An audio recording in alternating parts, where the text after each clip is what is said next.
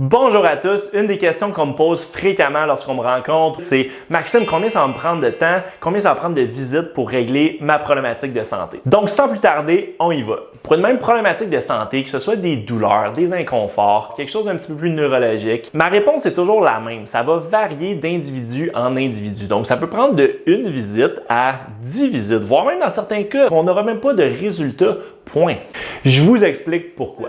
Les résultats cliniques vont dépendre de milliers de facteurs. Malgré certaines similarités qu'on va pouvoir voir, différents patterns pour une problématique de santé donnée, je peux avoir 50 cas de migraine par exemple et 50 causes complètement différentes et 50 réalités physiques, biochimiques, émotionnelles différentes pour chacun de ces individus-là. Donc, c'est certain que dans un processus thérapeutique, il peut y avoir beaucoup de variations. C'est donc du cas par cas. On va prendre un bon historique, on va faire un bon examen, une évaluation au niveau clinique. On va regarder tous les antécédents de ce patient-là, sa réalité actuelle au niveau des différentes sphères de sa vie. Et également, on va observer la réponse au premier traitement. Et ça, souvent, ça va nous en dire long sur comment le patient qu'on a devant nous va intégrer nos soins.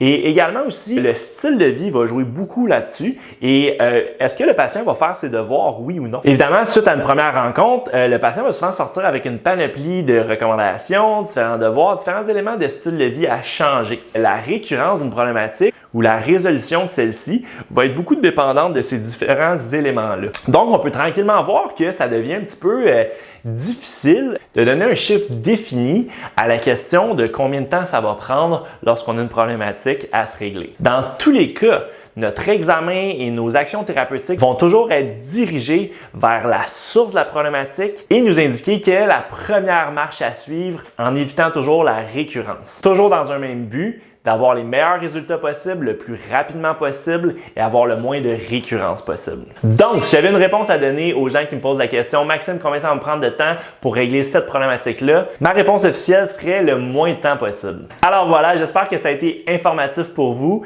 J'espère vous revoir bientôt lors d'une prochaine capsule. Bonne fin de journée, à bientôt.